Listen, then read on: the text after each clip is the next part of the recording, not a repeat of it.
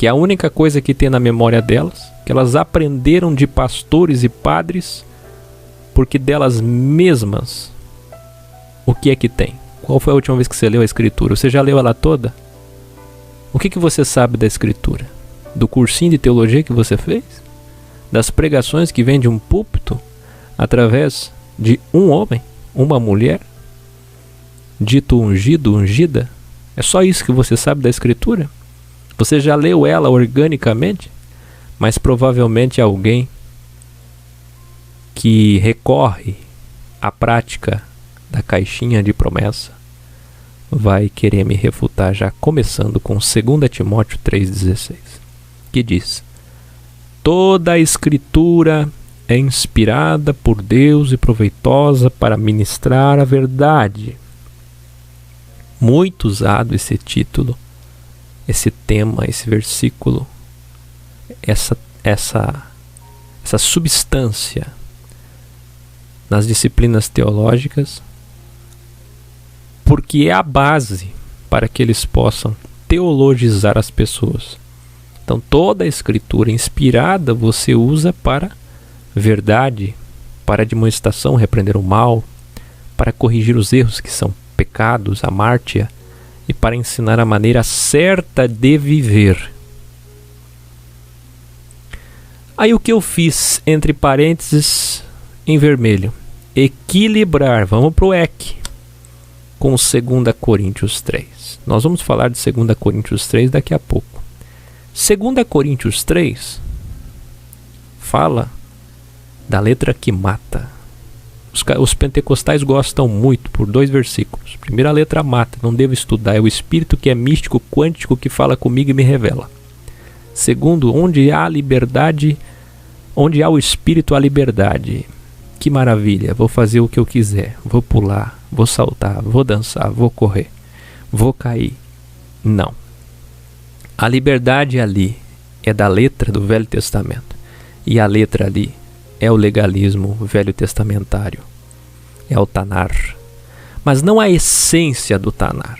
A essência histórica, moral, continua.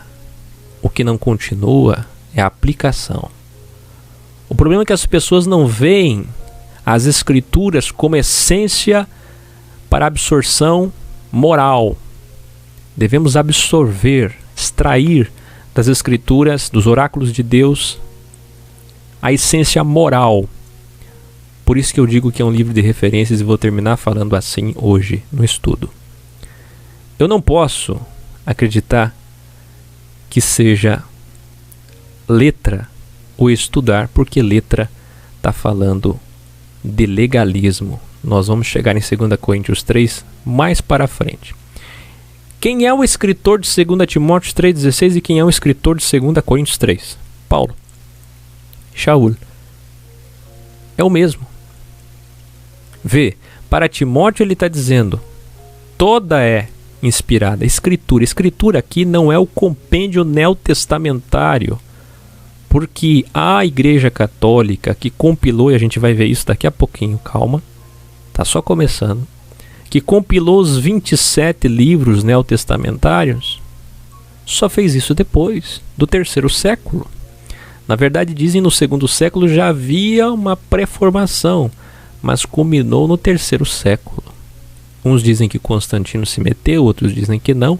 O fato é que só no 3º século é que surgiu dízimo, templo, cristianismo, religião e tudo que você conhece hoje que forma o que chamamos de sistema religioso cristão. Então veja, a lei, quando dada de Deus ao homem, era preciosa, era linda, mas o homem tornou-se guardião da lei e usou a lei para subjugar o povo e criou um sistema de fariseus, de saduceus e outros. E Jesus refutou severamente Mateus 6, Mateus 7, Mateus 23. Deu de frente com eles, culminando na sua morte. Aí surgem os seguidores de Jesus, denominado por alguns já no começo de cristãos messiânicos. Esses com o passar do tempo e vindo Constantino, e misturando igreja, Estado, igreja, tornou-se um sistema também.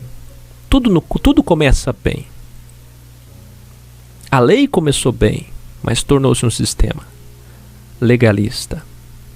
Os seguidores da escritura do Tanar começaram bem, mas se tornaram um sistema, uma máquina religiosa de opressão em cima dos mais fracos.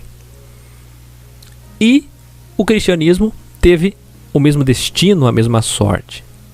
Então, quando alguém usar 2 Timóteo 3,16, não cabe, porque o mesmo escritor de 2 Timóteo 3,16 é o mesmo de 2 Coríntios 3, que diz que a letra mata. Ora, se no momento ele diz que é inspirado e na outra ele diz que mata, com qual ficamos? Escritura aqui não é Novo Testamento, é o Velho, que termina em 2 Crônicas, nem Malaquias é, naquela ordem de pergaminhos que eles tinham e antes papiro. Que sequência é essa?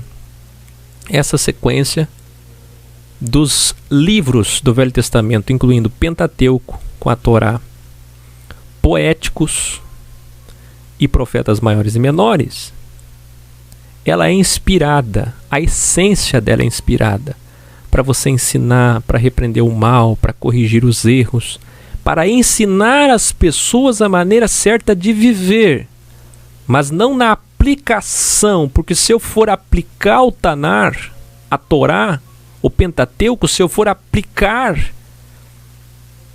eu vou ter que matar homossexuais a pedrada, vou ter que matar adúltero a pedrada, quem tem relação sexual antes do casamento morre a pedrada,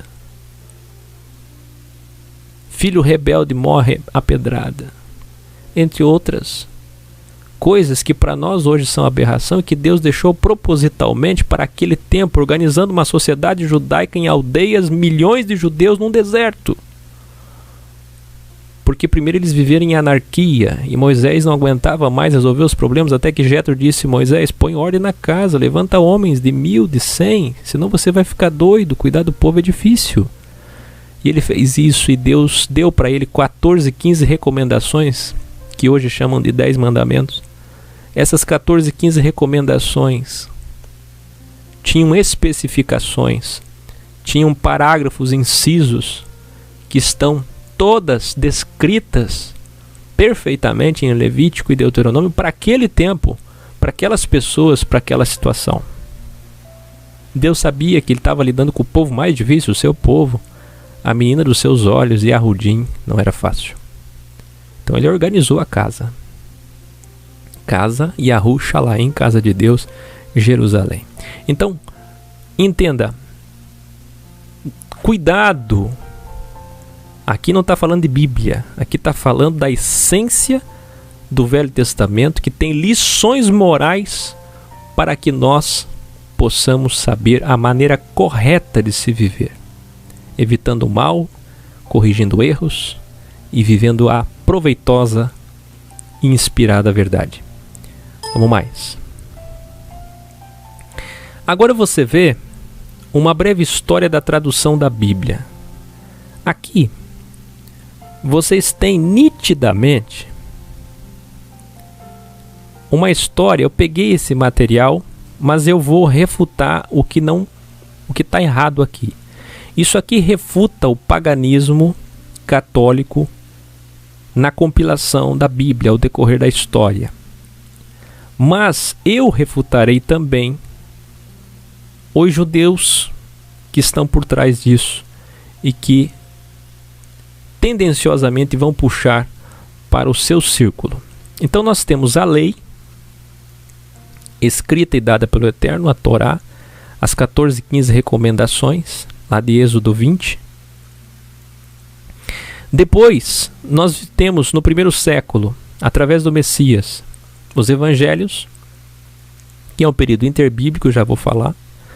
Só vai ser traduzido do grego, que é a língua mais falada nos dias de Jesus, o inglês da época, para o latim, na Vulgata Latina, e aqui teve muitos erros, é aqui que entra as mutilações, acréscimos, subtrações nas substâncias trinitárias de templo, de hierarquia, de dinheiro, de domínio sobre o povo. A Vulgata Latina acresce Lúcifer, e vários outros equívocos, graças à Igreja Católica. Roma é culpada disso.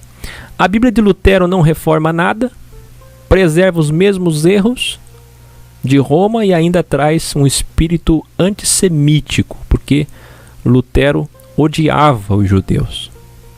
Pensa você que encrenca o pai dos protestantes, dos evangélicos, muitos que me assistem agora. Vocês têm como pai alguém que era Rosa Cruz. Veja lá o símbolo da luterana e a história da luterana. Não há paz. Nosso negócio não é com Lutero, nosso negócio é com o Messias, o nosso pastor, João 10. Depois nós tivemos outras Bíblias que tentaram melhorar alguma coisa, traduzindo do alemão para o inglês, mas muitos erros, tendências, como a Bíblia de William. Hoje, nós temos traduções diversas, mas que todas perpetuam os mesmos erros. Qual é a certa? A certa é essa flecha aqui. O que acontece? Os rabinos, os escribas, quando eles estudavam, quando faziam réplicas nos papiros, depois pergaminho, da Torá, eles copiavam letra por letra, de tal modo que nós não temos praticamente acréscimos e problemas com o Velho Testamento. Temos hoje, com essas traduções que a gente tem aí, absurdas, seja Novo Mundo, seja Testemunho de Jeová vai puxar para o seu círculo, a Bíblia do João Ferreira de Almeida vai puxar para o dele, como está aqui, ó, agora um novo círculo aqui, traduzido por João Ferreira de Almeida. O que vai acontecer? Ele traduziu para o português de Portugal, mas com as mesmas manipulações de Roma. E aqui tem outros exemplos também de erros, como por exemplo a questão da NT, LH, nova tradução da linguagem de hoje, que tira aquela linguagem arcaica, parece até que fez um trabalho bacana, mas não fez. Quer saber? Não fez. Continua os mesmos erros. Substância da Trindade, templo, hierarquia, aquele tripé de templo, hierarquia e dinheiro continuam. Os sinônimos são equivocados, como eu disse lá. Ao invés de ser imitar e atentar, que é o comecinho de Hebreus 13, é obedecer vossos pastores. Ao invés de ser o que trabalha no Senhor deve receber duplo respeito, não, o obreiro é digno de duplo salário, de dupla honra. E são esses erros absurdos, esses acréscimos. Qual é o certo então? O Velho Testamento, o Tanar, que compreende a Torá, está intacto. O problema está na compilação do Novo Testamento. E nós estamos com muita dificuldade fazendo o ecorgânica.com/Bíblia Original, que só vai ficar pronto, já está pronto. 1 João, 2 João, 3 João, Judas, Filemão, as pequenas cartas você pode ver lá depois, mas só vai ficar pronto isso aqui, sei lá, 2017, 2018, 2019, porque eu não disponho de ajuda e vou chegar lá, vou consertar os sinônimos. Existem outras traduções boas, mas essa vai ser a primeira Bíblia. Para começo de conversa vai ser a primeira Bíblia que vai ter a separação entre Velho Testamento, período interbíblico transitório, e Novo Testamento. Não há essa concepção. Todas as Bíblias têm o começo do Novo Testamento a partir da página branca entre Malaquias e Mateus, e isto é o maior erro. Depois, você que está chegando agora, faça o curso de Sistematizando, Desteologizando e leia Hebreus 9 e você vai entender. Ok? Vamos lá? Outro texto que vão usar contra mim, com certeza, mas facilmente refutado agora, para surpresa de muitos.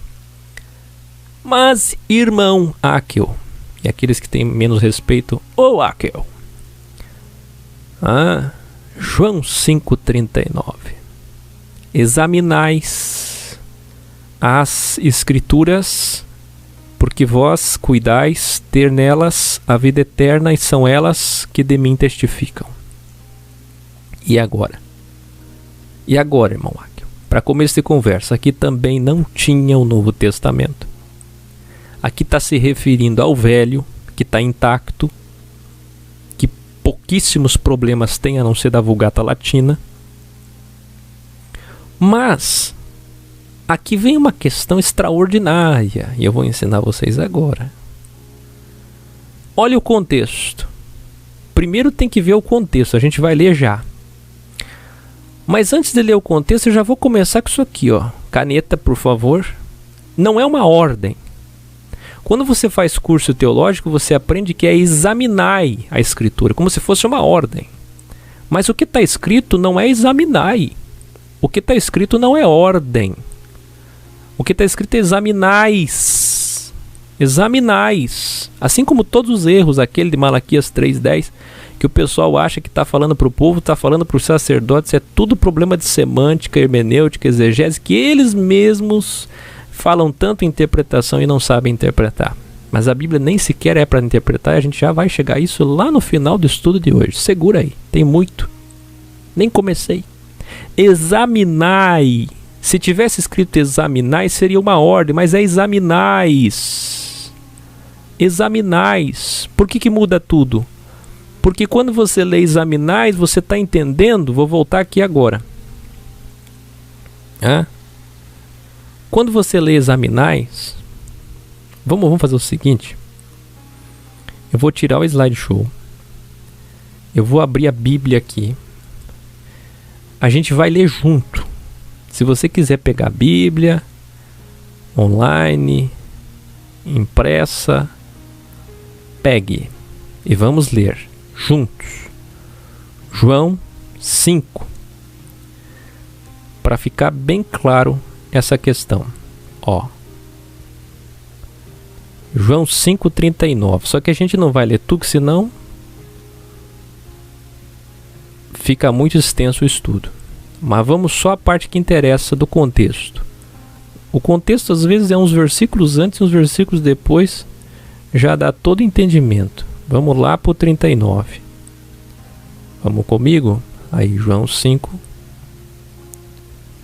Na verdade vos digo 26, 28, 33, 34. O Pai que me enviou e a sua palavra não permanece em vós. E a sua palavra não permanece em vós, porque naquele que ele enviou não credes vós. Vós, peraí, é o mesmo erro. Isso aqui é uma coisa, deixa eu abrir um parênteses, volta a minha imagem. Alguém vai dizer, mas tem vídeos teus que você falava exatamente isso. Puxa, aí vocês me pegam. Não. Eu vou confessar aqui um pecado a ratar, isolado.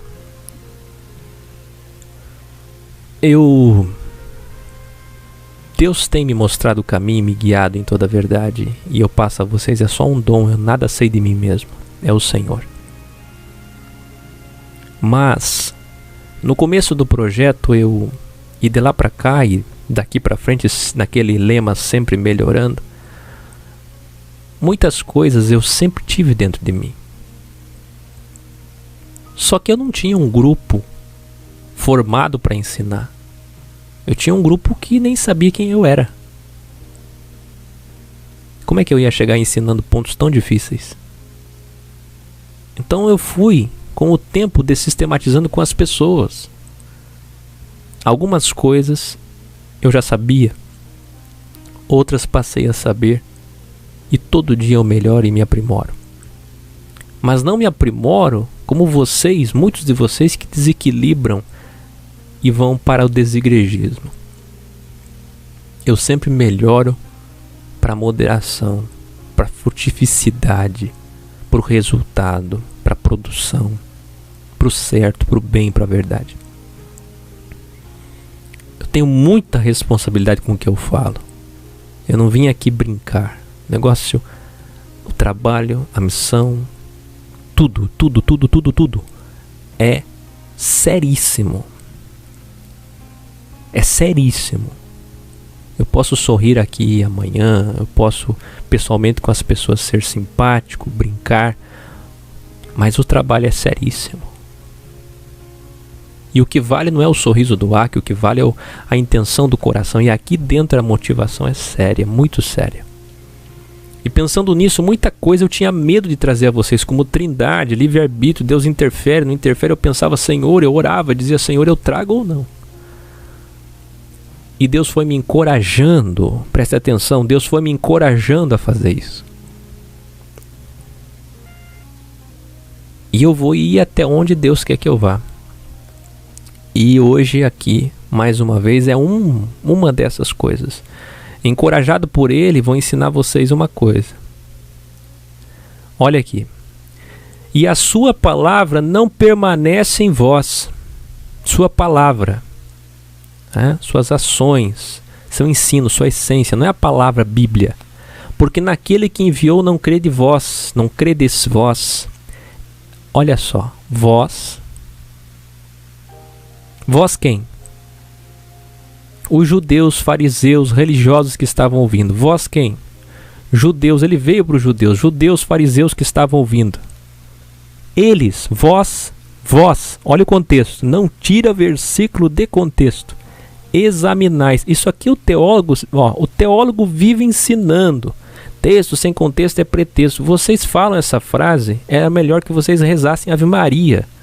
Porque vocês falam essa frase, mas não vivem essa frase. Vocês mesmos pecam a todo momento ensinando as pessoas errado. Alguns sabem, outros nem sabem. Outros só são ensinadores, são professores, falam bem, tem dialética, homilética. Não é porque alguém fala bem, tem homilética e dialética, que é inteligente. Ele pode apenas ter aprendido a arte, a técnica de falar, de reproduzir. Ele pode ser só um papagaio do sistema, como muitos professores, muitos médicos, muitos políticos são. Papagaios, vivem papagaiando. Papagaiando. Presta atenção, vocês cometem o mesmo erro que vocês tanto ensinam. Olha aqui, examinais as escrituras. Quem que está examinando? Não é uma ordem. Se fosse uma ordem, não tinha o S.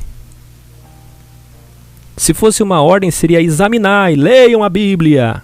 Não, ele está dizendo examinais, vocês têm o costume de... É o mesmo erro lá de Malaquias, do dízimo, que o pessoal acha que é para o povo e é para os sacerdotes, tem que ler o contexto para entender. É o mesmo erro que acontece em toda a Escritura, como por exemplo do culto racional, Romanos 12. Que as pessoas acham que Paulo está falando do culto racional, mas quem falava do culto racional é a igreja de Roma. Ele está dizendo o vosso culto, que vocês chamam de racional, não é eu que estou chamando, vocês fazem lá uma reunião helenística para falar sobre Deus, sobre a lógica, sobre o logos, sobre a filosofia, sobre o sofisma. Mas igreja, evangelho, não é sofisma, não é filosofia.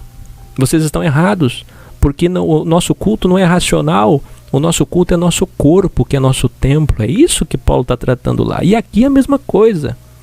Aqui Jesus não está dizendo para examinar, Jesus está dizendo que vocês examinam as Escrituras, vocês religiosos, vocês fariseus que vivem lendo a Bíblia, andando com a Bíblia debaixo do braço como se fosse desodorante.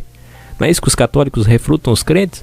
Andando com a Bíblia debaixo do braço como se fosse desodorante? Então isso aí. Porque cuidais ter nelas a vida eterna. Quem é que cuida ter? Os religiosos. Aí Jesus confirma, sim, são elas que de mim testificam. O que é de mim testificam? Um livro de referências. Um livro que testemunha a vida de Jesus, porque Oséias falou nele, Moisés falou nele. A Escritura, Velho Testamento, Tanar, fala nele. Quem falou em Jesus? Jeremias, Isaías, o profeta messiânico, quantas vezes falou? É isso que ele está dizendo, Isaías testifica de mim. Lembra que ele foi lá na sinagoga e disse, isso aqui que eu estou lendo hoje, Isaías 53, está falando de mim. Aí quase apedrejaram ele dentro da sinagoga. Teve que sair escoltado pelos discípulos, porque queriam jogar ele de cima do penhasco. Inclusive na saída da sinagoga foram empurrando ele até um penhasco, pensaram em jogar ele lá de cima, mas ficaram com medo do povo. Por quê? Porque ele disse que a profecia de Isaías se referia a ele. Os próprios religiosos que liam a Bíblia, leem a Bíblia, leem a Bíblia, lê. Eles liam muito a Bíblia. Os fariseus, os religiosos, os crentes da época liam muito. Sabiam decor e salteado. Mas não entendiam. Estavam vendo o próprio verbo, o próprio Deus em carne, o Emanuel na frente deles e não entendiam. Eles leem, mas eles não entendem. Então, ele não está dizendo para examinar, ele está dizendo que eles examinam. Os religiosos da época Entendeu a diferença entre examinai e examinais? Aí ele diz assim: e não quereis vir a mim para terdes vida. Que adianta examinar a Bíblia, examinar a Bíblia, examinar a Bíblia e achar que ela é super sagrada, ter o maior respeito por ela? Irmão Hacker, você deixou essa Bíblia cheia de pó. Meu Deus, cuidado. A palavra do Senhor. A palavra do Senhor. Eu entendo que tem que ter respeito. Mas tudo com equilíbrio. Isso daqui não é santo, não é sagrado. É um livro de referências. Conta a história, testifica de Jesus. Ponto. Usar isso daqui para se defender, para ser mais santo, mais salvo e mais sábio que os outros, é ter, ser e poder. É religião. E aí sabe o que acontece? O que Jesus está falando aqui, ó. Ouça aí, religioso que está me ouvindo hoje, com maior amor. Eu não recebo glória dos homens, mas bem vos conheço, que não tende em vós o amor de Deus. Lê a Bíblia, lê a Bíblia, lê a Bíblia, examinais. Vocês examinam tanto a Bíblia, examinam tanto, mas não tendem em vós o amor de Deus. E digo mais, não recebo glória de homens. E digo mais, vocês não querem vir a mim para ter vida. Vida. Vida. Lê Bíblia, vida. Mas não tem vida.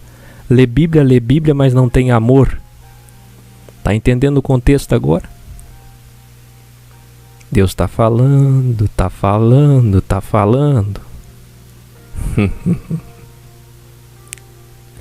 Então nunca mais me use esses textos. Vamos mais. Vamos pra frente? O contexto está aí. Examinais as escrituras. Vocês examinam. Vocês religiosos. Bibliólatras. Não é assim que os católicos chamam os crentes? E nesse aspecto estão certos. Mas refutaremos eles também. Os que compilaram e erram. Misticismo bíblico. Caixinha de promessa.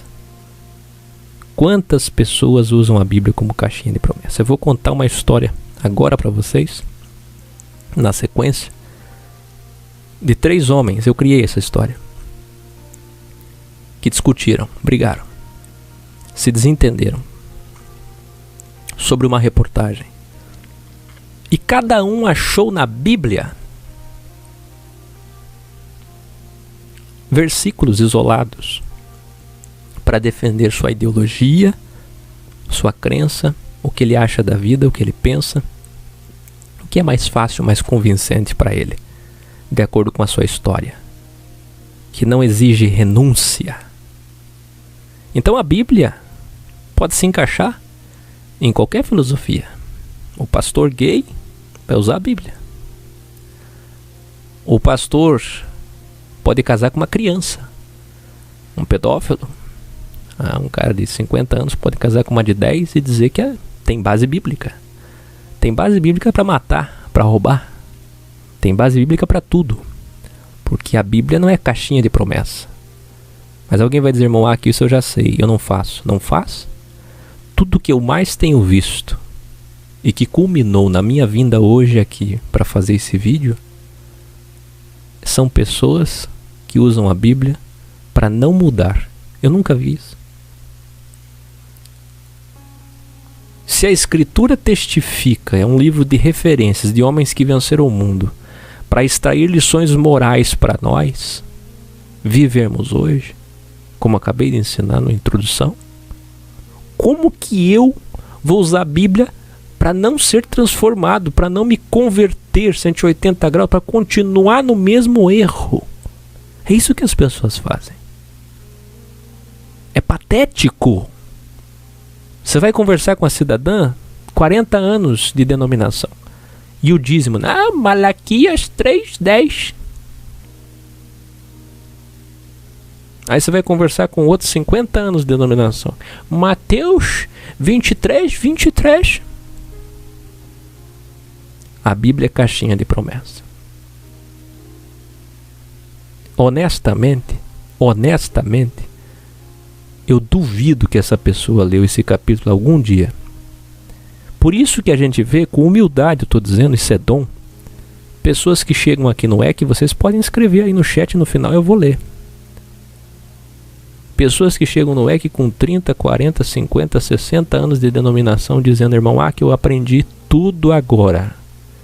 Ou eu aprendi mais com você do que a minha vida toda. Ou eu aprendi mais com o evangelho agora com os irmãos, com essa visão, que a minha vida toda. Por quê? Pode alguém que fez seminário teológico, que fez básico, médio e avançado, exegese, chegar para mim e dizer, irmão, tudo que aprendi não valeu nada, estou aprendendo com você. Como pode isso? A mesma Bíblia, os mesmos contextos. Nós vamos falar sobre isso agora, essa linha mística de ver a Bíblia, essa ótica mística que leva as pessoas a uma vida de caixinha de promessas o resto da vida, a vida toda. A pessoa vai morrer na caixinha de promessa. Nunca leu. E ela é respaldada pelos grandes templos, pelas denominações centenárias. Ela é respaldada, a substância dela e a consubstância está nos homens, bem vestidos, bem pagos, astros da fé, renomados, intitulados pastores. Eu não sei nada, eu nunca li Mateus 23 inteiro, eu nunca li Malaquias 3 para entender, mas o importante é que o meu pastor, que já foi para cá e para lá, que tem tantas denominações, que tem tantos anos de história, ele, quando desde criancinha eu escutava, vocês são piores que os católicos, porque pelo menos os católicos não leem. Vocês têm a Bíblia debaixo do braço, todas as traduções na estante, na mesa, na cama, no celular. Todo dia vão no templo, escutam pregação no rádio, na TV, na internet. Tem gente que vai todo dia no templo e não obedecem, e não sabem a verdade até hoje. Como pode alguém andar com uma Bíblia impressa e ter uma fé tão fraca? Como pode alguém, como eu vi, carregar revistas pornográficas dentro da Bíblia? Como pode alguém usar a Bíblia para se defender dos seus atos pecaminosos? Como pode alguém estar com essa Bíblia na mão e amanhã com um revólver?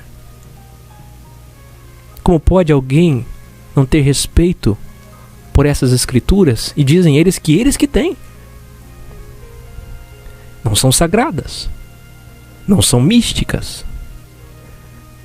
Mas eu, que vejo ela como livro de referências, tenho mais respeito que muitos de vocês, que nunca leram, que só se baseiam no que o intitulado ensinou, no que o sacerdote passou.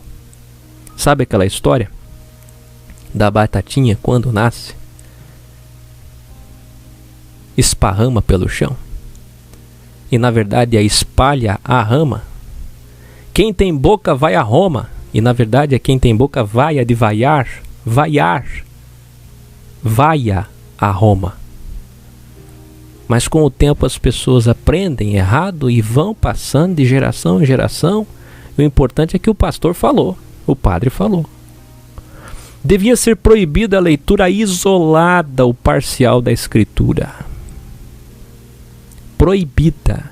Por quê?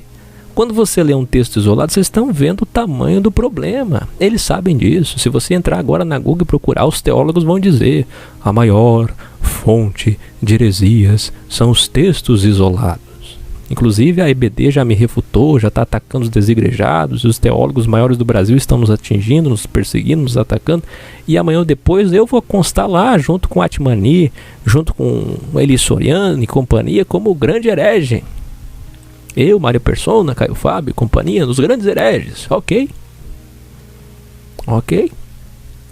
E sabe o que eles vão dizer? Que nós que usamos textos isolados. Imagina vocês. Acabei de mostrar um exemplo aqui. Mas vamos mais. Devia ser proibido. Eles fazem tantos dogmas com base na Bíblia. Não pode cortar o cabelo, não pode política, não pode televisão, não pode divórcio. Aí passa 30 anos, pode tudo. Sabe por quê? Porque era mandamento de homem, era preceito, era dogma. Segundo Colossenses 2, 18 ao 23. Não toques, não proves, não manuseis. Tudo isso é coisa de homem. Parece que tem algum proveito, parece que é santo, mas não é. Mateus 23. Sabe esse legalismo, esses preceitos, esse Talmud Gospel 603, não toque, não toque, não pode, tudo é pecado? Isso é a grande prova que eles manipulam as escrituras. Que eles fazem regulamentos internos para manipular as pessoas. Agora, por que não fazem um dogma da caridade? Por que não fazem o dogma da proibição da leitura isolada ou parcial da escritura? Isso não fazem. Outro grande problema, subdivisão de capítulos e versículos. Eu já falei isso lá no começo do EC. Os jacobinos e outros, o Natan e outros, foram responsáveis pela subdivisão de capítulos e versículos. Organizou? Melhorou para achar? Sim. Só que você que lê a escritura não pode ler com capítulos e versículos. Exemplo. Vou dar um exemplo, não dá tempo. 2 Coríntios 4 é continuidade de 2 Coríntios 3. Se você não ler 2 Coríntios 4, você não entende 2 Coríntios 3. É uma continuação, uma continuidade. E mais, além de subdividir em versículos e capítulos, eles ainda inventaram subdivisão em tópicos. Dentro do próprio capítulo. Às vezes um capítulo tem 2, 3 subdivisões. E as pessoas, como já são preguiçosas, os brasileiros, como já não têm cultura, já não leem, se contentam com aqueles versículos, com aqueles... E aí ficam à mercê desses mercenários. Ficam na mão desses lobos vorazes que com um pedacinho disso daqui, ó, chamado microfone, conseguem enganar muita gente. Vamos mais. Misticismo. Não use a escritura como caixinha de promessa. Olha só, Satanás usando a Bíblia como caixinha de promessa. Levou também a Ruxalaim e pô-lo sobre o pináculo do templo. Ele não tem medo do templo. E disse-lhe: se tu és o filho de Deus, lança-te daqui abaixo, porque está escrito. Ele cita salmo, ele não tem medo de salmo na porta, de campanha de salmo, de lencinho de salmo, de indulgência de salmo, de fitinha do salmo. Ele não tem medo do salmo 90 católico, 91 da evangélica. Ele não tem medo. Mandará os teus anjos acerca de ti que te guardem e que te sustenham nas tuas mãos para que nunca tropeces com o teu pé em alguma pedra. E Jesus respondeu, refutando, replicando, disse, também escrito está, não tentarás ao Senhor teu Deus. Lucas 4, 9 a 12. Vê, Satanás usa a escritura no pináculo do templo. Ele fez questão de levar Jesus a um culto. Lá de cima, do lugar mais importante, lá no sino pequenino onde bate, pináculo do templo, e disse, joga. Joga porque os anjos vão te guardar. E não é isso que as músicas fazem? Você é especial, você é privilegiado, você é mais puro que o ouro. A música horizontal só elogia o homem. Quem te viu na prova e não te ajudou, sabor de mel, você é especial, vitória, bênção, culto da vitória, culto de bênção, você é isso, você é aquilo, você é raridade. No meio de tantos, Jesus te salvou, Jesus te escolheu, você é privilegiado, você é salvo. Que coisa terrível. A teologia protestante é uma teologia soberba, aquela teologia de fariseu. Eu sou mais santo, mais salvo e mais sábio. Não, você não é nada. Eu não sou nada, nós não somos nada.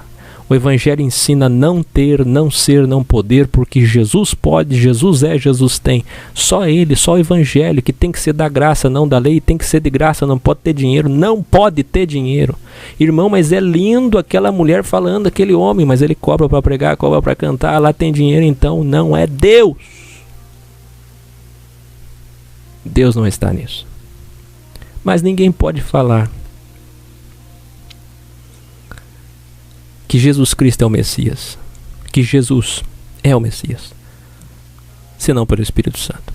Não confunda, contexto, Filipenses 1, importa que seja levado o Evangelho a todas as pessoas por amor ou por interesses, está escrito lá. Agora, isso não anula o fato de que a quem mais é dado, mais será requerido, e você tem um coração sincero, buscou a verdade, bateu na porta, encontrou, chegou aqui hoje, já está com a gente ou está chegando agora, você encontrou a verdade. E nesse processo de dessistematização, meu filho, Você não pode mais estar nisso. Tudo que não é segundo a consciência é pecado. Chegou a vez de você atingir essa meta da unidade, da perfeição, de João 17, Efésios 4, de amor, de 1 Coríntios 13, nossos textos áureos. Por quê? Porque os teus olhos se abriram. Você que está chegando agora, nunca mais você vai poder chegar numa liturgia cristã e dizer amém. Os teus olhos se abriram. Os teus olhos se abriram. É o Evangelho, transformou tua vida. Você não tem ideia o poder do Evangelho. Vamos lá para a história. 3 homens discutiram ao ler. Imagina, 3 homens lendo essa matéria. Bill Gates convence 40 bilionários a doarem metade de suas fortunas. Em 1994, Steve Jobs fez um comentário sobre a fortuna que Bill Gates estava ganhando. Bom, você sabe, o objetivo não é ser o homem mais rico no cemitério. Não é o meu objetivo, pelo menos, disse Jobs à época. 13 anos depois, os dois concederam juntos uma entrevista. E aconteceu que o Bill Gates disse aquela frase que está debaixo ali da miniatura: não quero dinheiro, eu só quero amar. 3 homens viram essa matéria no centro de uma cidade, imagine assim. Eu criei essa história e ali estão os 3 senhores discutindo e vem um tema importantíssimo, a Bíblia aleatoriamente, naquele sentido de caixinha de promessa. Olha só. Número 1, o primeiro senhorzinho ali, quando viu essa matéria, ele citou Mateus 19, 21, 22. Disse-lhe Jesus: se queres ser perfeito, vai, vende tudo que tens e dá aos pobres, e terás um tesouro no céu, e vem, segue-me. E o jovem, ouvindo essa palavra, retirou-se triste, porque possuía muitas propriedades. Olha, vou dizer a vocês, o que ele fez foi lindo, porque tanto Bill Gates, como o Steve Jobs, como todos esses 40 bilionários, estão inseridos nessa passagem de Mateus 19, 21, 22, para vender tudo e dar aos pobres para ser perfeito. Eles são perfeitos. Aí vem o segundo senhor que está ali, vocês estão vendo, e cita 1 Coríntios 13, 3, 4. E ainda que distribuísse toda a minha fortuna para sustento dos pobres, e ainda que entregasse o meu corpo para ser queimado e não tivesse amor, nada disso me aproveitaria. E ele diz assim, quer saber? Eles fizeram isso, mas não fizeram pelo Evangelho, pelo amor. Fizeram para desencargo da consciência. Não adianta dar toda a fortuna para sustento dos pobres se não tiver amor. Nada disso aproveitou-se. Aí veio o terceiro senhor e citou João 12, 7 e 8.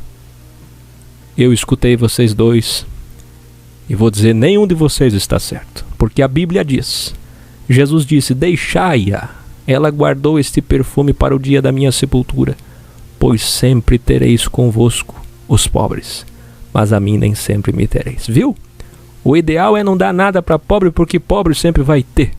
Jesus disse que esse mundo é de aflição, e quem quiser dinheiro que vai estudar, que vai trabalhar, pobre é pobre, porque escolheu as coisas erradas da vida, porque não estudou, porque não se esforçou. E quer saber? Eles estão errados, não tem que dar nada para pobre nenhum. Eles estudaram, eles conseguiram, parabéns para eles. 3 vertentes de 3 evangélicos citando a Bíblia. A mesma Bíblia. Porque esses 3 aqui acham que a Bíblia é sagrada. Esse é o problema da Bíblia Sagrada. Quando você vê a Bíblia, a compilação como sagrada, surge esse problema, divisão. Eu vou falar sobre isso já já, o estudo ainda está na metade. Tenha paciência, assista tudo. Pergunto a vocês do chat, no final vou ler.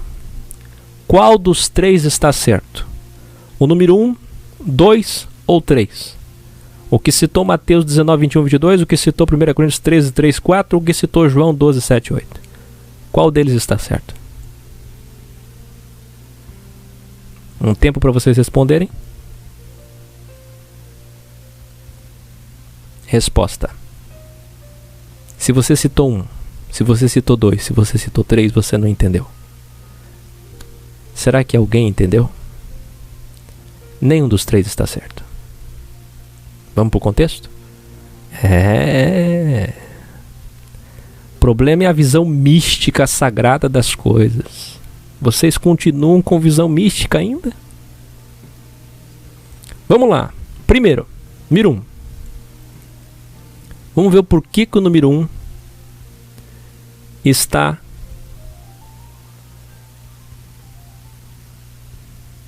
Vamos pegar a caneta aqui, ó.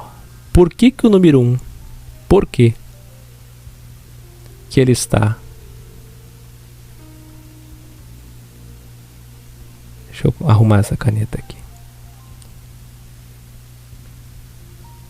Aí. Errado. Porque o que Jesus está fazendo é um teste com o jovem materialista. Em seguida, inclusive, ele diz que é difícil para um rico ser salvo. Inclusive, daqui a uns dias eu vou entrar nesse tema. 3 coisas que impedem uma pessoa de ser salvo. Isso é verdade. É essência moral. Mas ele está dizendo que quer ser perfeito, é um teste. Acontece que o jovem foi reprovado, retirou-se triste. Por quê? Possuía muitos bens, muito patrimônio. O que acontece, meus caríssimos, é que Jesus não está dizendo que é para você pegar e doar. Mas se você pode, quer fazer isso de forma correta pelo Evangelho, aos domésticos na fé, aos próximos. Quem são os próximos? Esposa, cônjuge, filhos. Aos domésticos na fé, ao Evangelho. Enfim, se você quer doar, doe certo. Doe aos necessitados que você conhece. Porque basicamente é o que vai entrar aqui no tópico 2. Vou ensinar. Aqui, Paulo está dizendo que o problema não está em doar toda a fortuna para sustento dos pobres. O problema está em não ter amor. Porque se não tem amor, não tem aproveitamento. E ele, como imitador de Jesus, falou a mesma coisa. O que Jesus está falando aqui é que você, quando é espiritual não é pula-pula, não é língua estranha, não é pentecostal. Espiritual é não materialista, é não apegado às coisas dessa vida, dessa terra. Quanto mais espiritual, menos apegado às coisas daqui. Então, se você é espiritual, você não tem apego às coisas materiais. Faz um tesouro no céu, ser perfeito. E vem e segue-me. E o mais importante está aqui, ó, segue-me. Porque Jesus não tinha nada, Jesus não queria fazer patrimônio, Jesus não queria materialismo, Jesus queria cumprir a sua missão, como Deus em carne, para salvar a humanidade. Vem e segue-me. Ele não quis seguir, porque ele tinha muitas propriedades. Quer ser perfeito? Segue Jesus sem nada, para ser perfeito. Foi um teste para que Jesus pudesse registrar e aplicar o seu ensino. E aqui também não está dizendo que não é para você doar a tua fortuna. Os 40 bilionários não podem doar a fortuna aos pobres. Não é isso. Está dizendo que você tem que ter amor. E o Bill Gates disse ali, o que me importa é o amor, não é o dinheiro. Quem sou eu para julgar Bill Gates? Quem é você para julgar Bill Gates, como diz Romanos 14? Eu não sei.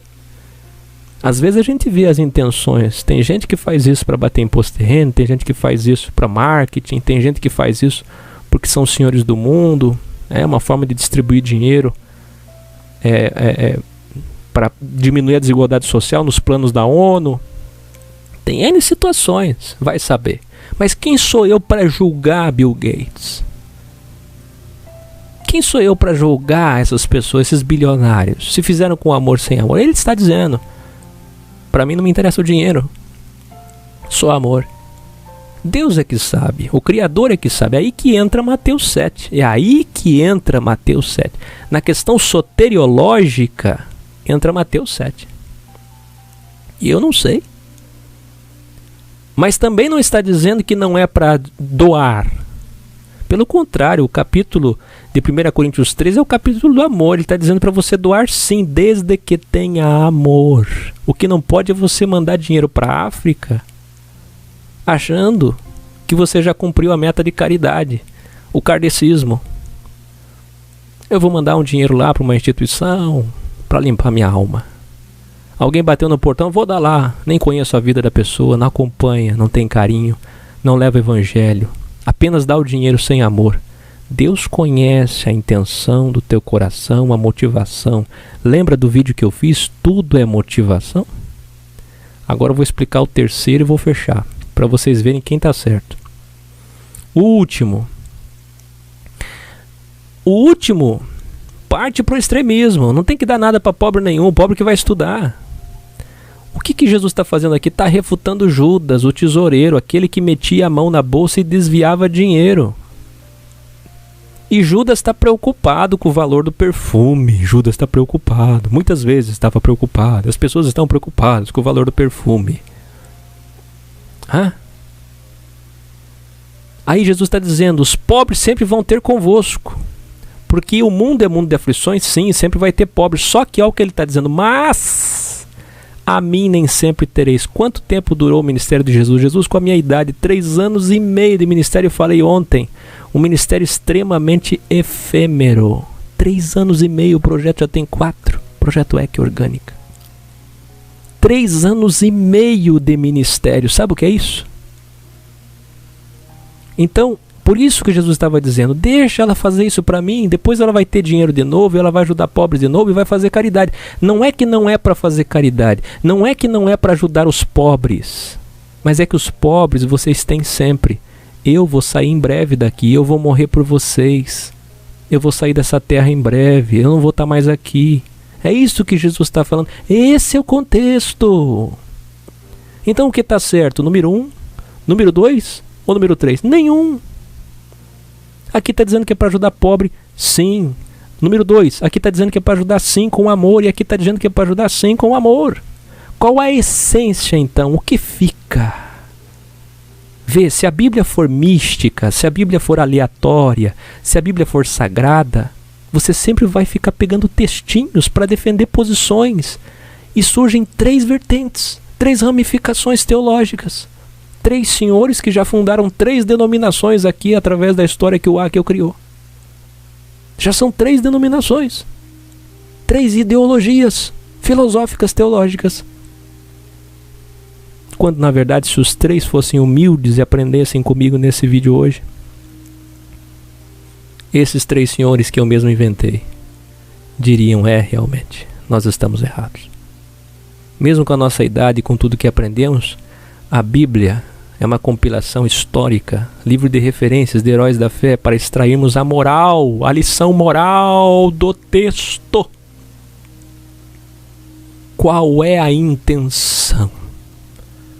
Qual é o desejo do profundo do coração, da tricotomia lá no âmago, alma e espírito, no profundo, no íntimo do ser, do coração, da alma, do psique, o que está lá dentro, o que te motiva a fazer aquilo? Deixem de olhar para as aparências. Jesus refutou aparências. Paulo refutou aparências. Você pode ver eu sorrindo e eu posso estar muito triste. Você pode ver eu fazendo brincadeiras e achar que eu levo as coisas a brincadeira, e eu posso ser uma pessoa que leva muito mais sério do que qualquer outro, que parece sério. Eu posso não estar de terno e gravata aqui, eu posso não estar num púlpito, não ter construído um templo, mas o EC pode ser um trabalho muito mais sério que qualquer templo e qualquer pessoa de terno e gravata. Pare de olhar aparências. A religião te ensinou a ver aparências. Veja o coração. Deus não vê denominações, Deus não vê religiões, Deus olha lá de cima, Deus vê o coração. Mas eu não sou Deus, sim, mas você pode começar a discernir isso. Ser humilde o bastante para ir até o teu limite.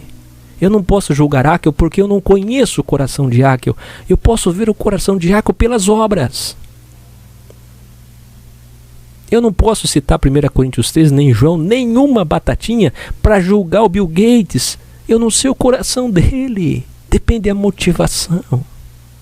Tudo é segundo a motivação. E a Bíblia está trazendo para nós uma essência, uma lição moral. Não dogmas. Não princípios de sectarismo teológico. Vocês viram aí, numa simples análise, 3 senhores discutiram e acabaram fazendo 3 ramificações com base em 3 textos. Diferença entre leitura orgânica, leitura mística e ou leitura tendenciosa, sofisma e fábula. Se você não viu, veja depois o nosso vídeo sobre sofisma. Amontoarão doutores para si, se voltarão para sofismas, fábulas. Fábulas não é a história da galinha, tá? E do pintainho, da galinha e do lobo. Não. Fábula, sofisma, é quando você pega uma verdade e distorce ela. É quando você prega histórias e não histórias. É quando você fala o que o povo quer ouvir. É quando você prega massagem e não mensagem do Evangelho. Sabe, o ter, ser e poder, vamos falar o que as pessoas gostam. Amontoarão doutores, teólogos, doutores da lei, guardiões da lei, como naqueles dias. Amontoarão doutores para si, convenções, catedrais, sedes, denominações grandes, com bancada evangélica, com poder, com influência. Sabe? E vão fazer o que quiserem, porque acham que estão acima de tudo e de todos. Acham eles.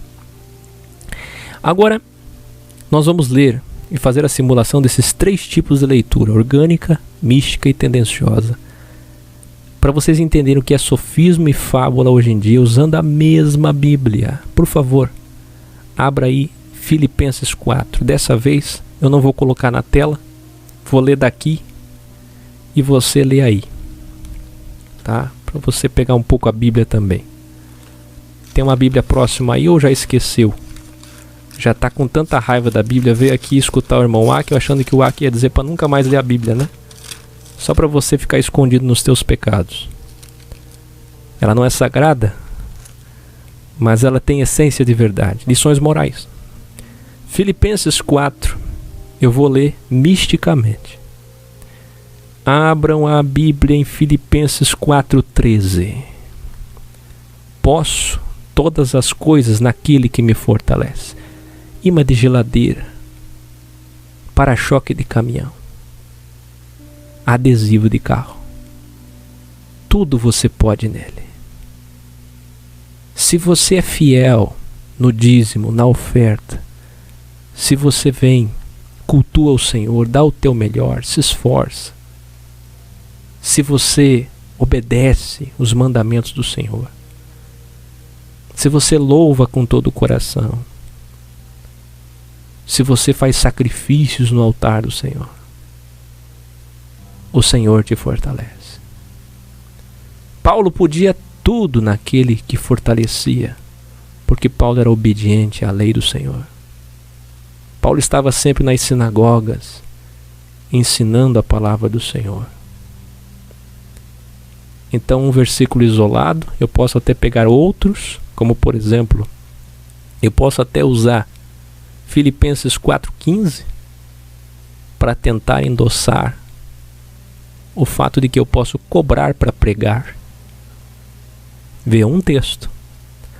Mas o que o texto está dizendo? Vamos para a literatura orgânica, que você vai passar 1, 2, 5, 10, 15, 30, 50, 100 anos lá na denominação e nunca vai ler. Mas agora que você está saindo do sistema, eu espero que pela primeira vez na tua vida você faça uma literatura orgânica.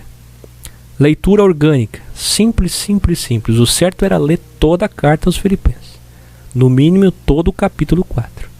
Mas já que não temos tempo, basta que leiamos do 10 em diante. Filipenses 4:10. Ora, muito me regozijei no Senhor, pois finalmente reviver a vossa lembrança de mim. Pois já vos tinhais lembrado, mas não tinhais tido oportunidade. Não digo isso como por necessidade. Já aprendi a contentar-me com o que tenho, para comer, para vestir, onde dormir. Eu sei estar triste e sei estar feliz, alegre para cima, em toda maneira e em todas as coisas. Frise, sublinhe, guarde, memorize todas as coisas. Estou instruído, estou ensinado, estou experimentado. Quando minha despensa está cheia, tenho fartura e como já passei fome algumas vezes. Tanto a ter abundância, está sobrando, sobejando, mas já passei necessidade. Todas essas coisas eu posso, porque o Senhor me fortalece. Aí sim eu entendo o contexto na literatura orgânica. O Senhor me fortalece na fome, na necessidade, na tristeza, na depressão, e quando eu estou lá em cima, e quando estou bem, e quando estou com fartura, e quando estou próspero.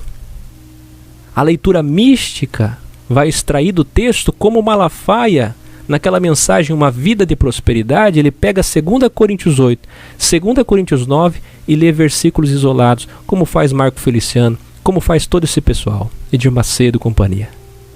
É o que eles fazem? Todos esses aí, esse que está saindo agora, o Duque, todos esses aí. E não só eles, teólogos renomados, que se dizem mais sérios, pegam versículos isolados para corroborar a mentira. Aí o Malafaia vai gritar 1h e tanto, dizendo que 2 Coríntios 8 e 9 é o maior compêndio teológico de dízimos e ofertas. Inclusive vai enfatizar uma parte que diz o Deus de toda graça. Toda graça, Ele vai te abençoar em tudo quando você der oferta e dízimo.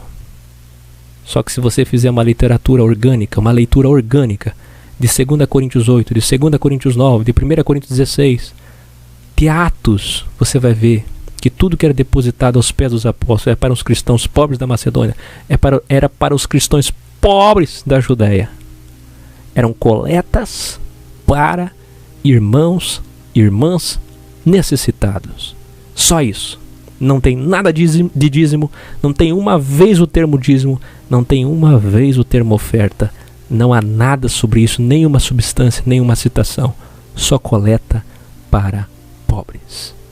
Bíblia, acima de qualquer homem, acima de qualquer pessoa, eles mesmos a têm como sagrada.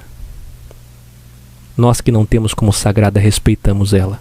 2 Coríntios 8, 2 Coríntios 9, leia organicamente, não interprete, não mude, não oscile, fique no simples, no puro, no orgânico, apenas leia versículos em sequência, respeitando vírgula, como faziam os escribas, respeitando cada letra. Respeite. Não é sacrossanto, não é sagrado, mas respeite. E você vai entender a lição moral que quer trazer aquele texto. Bem simples. Vamos mais? Se você for pela linha mística de que a Bíblia é sagrada, você vai chegar a esses entendimentos que eu fiz agora. Esses entendimentos errados sobre dízimo, sobre oferta, sobre templo, sobre tudo. Tudo você vai entender errado. Tem ideia? Tudo você vai entender errado. Esse é o grande problema das pessoas hoje. Infelizmente, minha gente, hoje a gente está com uma dificuldade muito grande nessa questão. Por isso que esse vídeo veio para você divulgar para toda a sua família, todos os seus amigos. É o vídeo mais importante. Peça a humildade dela e ela vai aprender, reaprender. Agora, se você vai pela linha orgânica, o livro de referências, na visão que eu estou ensinando, na linha orgânica, referências, se você vai por aqui, você não vai ter misticismo. Você vai ver a Bíblia como lições de moral, de ética, de princípios, de conduta, de maneira de viver. Que é o que Jesus está dizendo. Jesus disse para os fariseus, os crentes da época: vocês examinam, mas não têm amor e não têm vida. Eu li ali para vocês, João 5. Não tem amor e não tem vida. Vocês examinam tanto, mas não entendem o que leem. Vamos mais? Vamos lá. Esse versículo é importantíssimo. 2 Pedro 1, 19, 21. E temos muito firme a palavra dos profetas, a qual bem fazeis em estar atentos como a uma luz que alumia em lugar escuro, até que o dia amanheça e a estrela da alva, aqui é Lúcifer, né? Lux, estrela que brilha é Jesus, tá? E não aquele equívoco da Vulgata Latina de Isaías 14. Nunca chame Satanás de Lúcifer. Apareça em vossos corações, sabendo primeiramente isto, que nenhuma profecia da Escritura é de particular interpretação sublinhada. Veja, ele não está falando da Escritura propriamente, ele está falando de profecias, de profetas. E ele explica no próximo versículo: porque a profecia nunca foi produzida por vontade de homem algum, mas os homens santos de Deus falaram inspirados pelo Espírito Santo. Então não é a vontade do homem. Por isso que não dá para você traduzir, interpretar. Você não pode interpretar sozinho uma profecia, o Tanar. Por que ele está falando isso aqui? Vamos entender. Novamente volta a questão do Tanar. Eles não tinham a compilação de 27 livros do Novo Testamento. Eles se baseavam no Velho. E não era todo cristão que tinha, não. Eles tinham difícil acesso a esses pergaminhos. Praticamente eles não tinham. Era a tradição oral que eu vou falar daqui a pouquinho. Então Pedro está falando que o que eles tinham, que era a base dos profetas, ninguém tinha registrado nada ainda do que estava acontecendo. Eles estavam vivendo os primeiros dias da igreja. Pedro está ensinando como ancião, dizendo o seguinte: olha, o que os profetas maiores e menores falaram, não tentem interpretar sozinhos.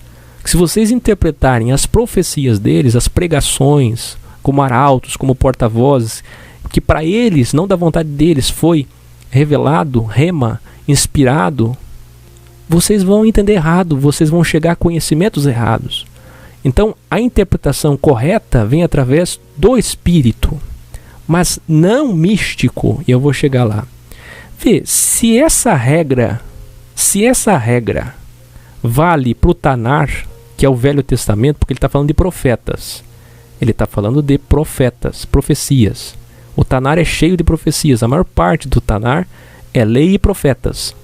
E João Batista foi o último deles. Agora, se todo o Velho Testamento praticamente é profeta, não vale essa regra também para o NT? Para o Novo Testamento? Não vale? É claro. E essa nova compilação que nós temos dos Evangelhos e depois das cartas de Paulo e do livro histórico de Atos e do Apocalipse de João, nós temos que ter o mesmo respeito. Não se pode interpretar particularmente. E esse é o problema. As pessoas querem interpretar profecias, Bíblia, e eu vou falar sobre isso agora. Mídia, Constituição, Carta Magna, Bíblia. Olha só o que eu peguei ontem de uma matéria importantíssima do Estado do Paraná. Ideologia pessoal define decisões de juízes e diz estudo. Olha o que disse o Emerson Gabardo, tá? Que ele é professor de Direito Constitucional da UFPR, um dos pesquisadores envolvidos no estudo. Ele disse: em vez de alguns julgadores buscarem o direito para encontrar a solução, eles buscam a solução dentro daquilo que entendem como justiça, para depois buscarem o direito. E aí eu escrevo embaixo: o perigo de ficar na mão de um sermonista monolocutor de um púlpito grego. Lá de um púlpito grego e de cima de um altar judaico velho testamentário. Sabe por que eu estou falando em mídia, Carta Magna e Bíblia? Conversando com a doutora Midian, doutora Ademar, a resposta é: o julgamento de boa parte dos juízes, e esse é o estudo aqui, o estudo comprovado pelo professor, os juízes julgam de acordo com suas ideologias. Então eles manipulam, querendo ou não, um pouquinho, ou um pouco muito, a Carta Magna. Vê o julgamento do Supremo Tribunal Federal. Vê o julgamento do Supremo Tribunal Federal que eu publiquei no Facebook, vocês devem ter visto, do ministro Barroso, que oculta a última parte, que daria total veracidade para os trabalhos feitos pelo Eduardo Cunha na Câmara a favor do impeachment. Mas eles praticamente enterraram a oportunidade de impeachment. Por quê? Porque seguiram o voto do ministro Barroso, que na hora do seu voto simplesmente manipulou a Carta Magna. Uma pessoa pegou isso, esse vídeo da TV Justiça, publicou no YouTube, editou e mostrou, sublinhou. E nós compartilhamos. A revista Veja compartilhou. Você tem ideia? É possível um juiz julgar segundo suas ideologias. A mídia, o diretor de jornalismo de qualquer emissora, qualquer imprensa, qualquer jornal, revista, ele é gay. Ele vai falar sobre o quê? O que vocês acham que ele vai falar? Quais as matérias que ele vai, se ele tiver liberdade para trazer, quais as matérias que ele vai trazer? Se ele for diretor, quais ele vai aprovar? E se ele é um crentão fanático, estilo Malafaia, Marco Feliciano, o que ele vai publicar? E se esses homens chegam no poder, na bancada evangélica? E se temos um presidente gay, o que ele vai defender? Quem? E se temos um presidente crente, evangélico, quem ele vai defender? E um jornalista vai fazer matéria para qual ideologia? Para a sua? Se ele é espírita, ele vai arrumar matérias para si, para falar bem do seu ninho, do seu nicho, do seu viés, do seu círculo. Aí eu pergunto, onde é que está a neutralidade? Onde é que está a isenção? Não existe. Talvez exista, alguém deve ser, mas praticamente não existe. E a Bíblia? Não é isso que eles fazem? Eu não disse ontem que a verdade é comprometida, antes de ontem, no programa Fama versus Verdade, que a verdade é comprometida pelo dinheiro, por mamão? Porque o maior dizimista comete tal erro. Então não podemos tocar nisso aqui, senão vamos perder o nosso maior patrocinador. Por que eu estou entrando nisso? Porque eles fazem leituras tendenciosas, pregações tendenciosas. E aí você vai fazer o curso de Sistematizando, você que não fez, Desceularizando. Você que está chegando agora, vai ler o livro Cristianismo Pagão, Reconsiderando o Óbvio, você vai considerando o odre, vai ver a cronologia do paganismo protestante que eu fiz, mostrando como que os protestantes prevaricaram, caíram, como negligenciaram ao decorrer dos anos. A Igreja Católica não começou com Vossa Senhora, vela, missa, sacerdote, hóstia. Com o tempo. O sistema sistematiza, vira máquina com o tempo. Isso é terrível. Vocês que estão saindo para descansar, assistam o final amanhã, por favor. Não deixe de assistir o final, porque agora que vai vir a parte boa. Vamos mais.